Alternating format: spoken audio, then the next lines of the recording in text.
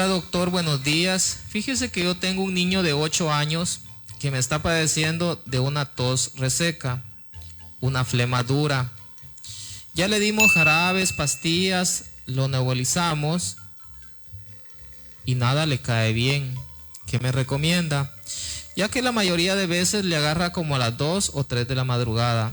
Todos los días es alérgico a varias cosas. Ya no sé qué hacer o qué darle. Le agradecería mucho si me da algo para la tos. Bueno, antes de dar algo para la tos, tengo que dar algo para activar las defensas. Porque lo que tiene su niño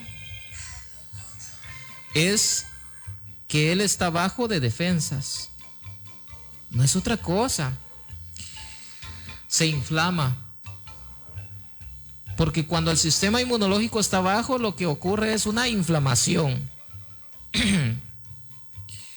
Al inflamarse, el reflujo que él pueda tener en su estómago se sube, ¿sí? Y le daña su garganta, le crea como un tipo de alergia, como una comezón, como una irritación. ¿Qué hemos recomendado durante mucho tiempo para activar el sistema inmunológico? La miel. ¿Y cómo quedaría la receta a base de miel? 2 vasos de miel, jugo de 5 limones, media cebolla morada, una cabeza de ajo, media manita de jengibre. Eso se licúa,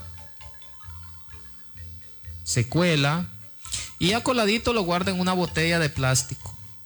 No lo vaya a meter a la refri. Y una cucharadita del tamaño de granizada, usted la disuelve en un vasito de agua, un medio vaso de agua, y eso se lo da por la mañana, después de haber desayunado y después de haber cenado. Déselo 25 días y le puedo decir que en 25 días es casi que más que suficiente. Dieta. Evitar lo que son los alimentos fritos. Y tenga todo el cuidado de que esta personita tome agua. Tome sus 5 o 6 vasos de agua pura. Porque es un niño. Espero la receta se la tome porque no tengo una receta más sabrosa. Definitivamente no la tengo. Que le vaya a funcionar a él.